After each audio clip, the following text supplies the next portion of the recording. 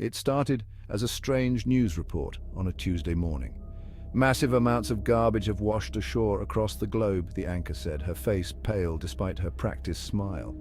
Behind her, footage played of mountains of plastic and rusted metal blanketing beaches.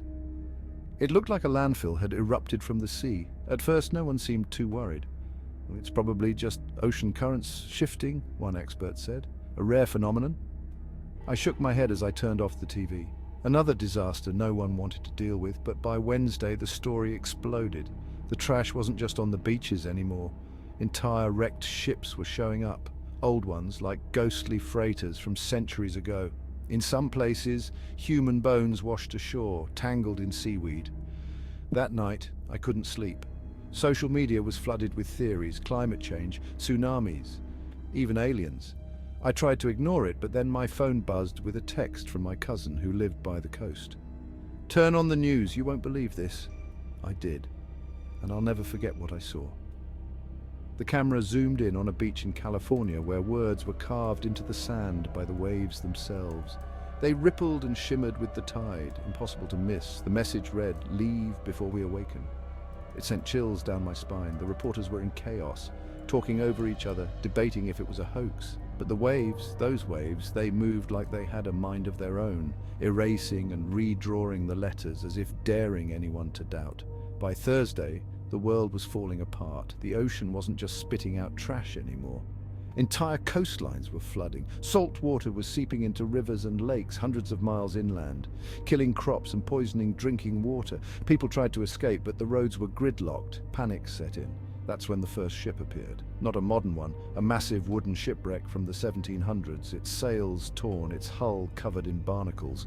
It rose out of the water, crashing onto the shore as if the ocean had vomited it out. People gathered around, whispering and filming, but no one dared to get close. Then the bodies came, not human bodies. These were things no one could explain. Massive skeletal remains tangled in nets and rusted chains. The bones didn't look like anything that should have ever existed. Some people thought they were ancient sea monsters. Others said they were warnings. And then the whispers started. At first they were faint, just murmurs carried on the wind, but soon everyone could hear them. They came from every direction, the waves, the rain, even the pipes in people's homes. One phrase kept repeating over and over, "You poisoned us." On Friday, I stood at the shore. I didn't want to, but something pulled me there, like the ocean was calling. I wasn't alone. Hundreds of people lined the beach, silent and scared. That's when I saw them. Shadows moving just beneath the surface of the water. Huge shapes, larger than buildings, circling like predators. They didn't rise, but their presence was undeniable. The whispers grew louder. Then the ocean gave its final warning. "You killed us. Now we will drown you in your own sins." That night, entire islands disappeared. The footage was everywhere. Beaches swallowed whole.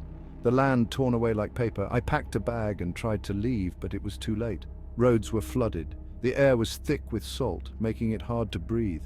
The ocean wasn't just rejecting us, it was erasing us. Now, as I sit here writing this, I can hear the waves crashing closer than they should be.